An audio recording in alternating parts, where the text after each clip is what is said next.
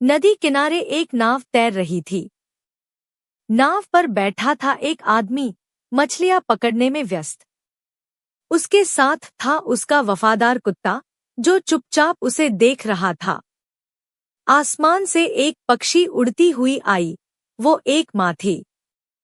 उसके बच्चों का पेट भूखा था और वो मछली की तलाश में नदी किनारे पहुंची।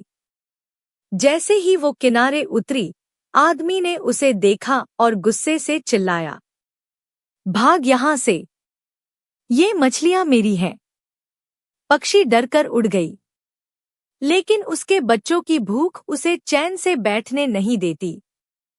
कुछ देर बाद वो फिर हिम्मत कर वापस आती है। इस बार कुत्ता उसकी आंखों में देखता है, कुछ समझ जाता है।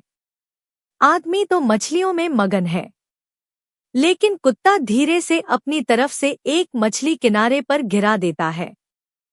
पक्षी बिना आवाज किए मछली उठाती है और उड़ जाती है। अगले दिन भी वो पक्षी आती है। कुत्ता उसे पहचानता है और फिर से मछली गिरा देता है। अब ये चुपचाप दोस्ती हर दिन की बात बन गई।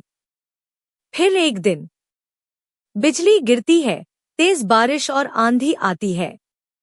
नाव बांधने की रस्सी टूट जाती है और नाव बहने लगती है। आदमी नाव को पकड़ने भागता है, लेकिन फिसलकर गिर जाता है और बेहोश हो जाता है। कुत्ता अकेला रह जाता है, कुछ नहीं कर पाता। तभी आसमान से वही पक्षी तेज आवाज में आती है। आसपास के मछुआरों के डेरा पर उड़ती है। ची ची करके सबका ध्यान खींचती है।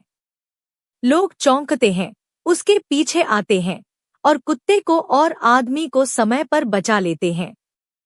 उस दिन के बाद आदमी ने पहली बार उस पक्षी को ध्यान से देखा।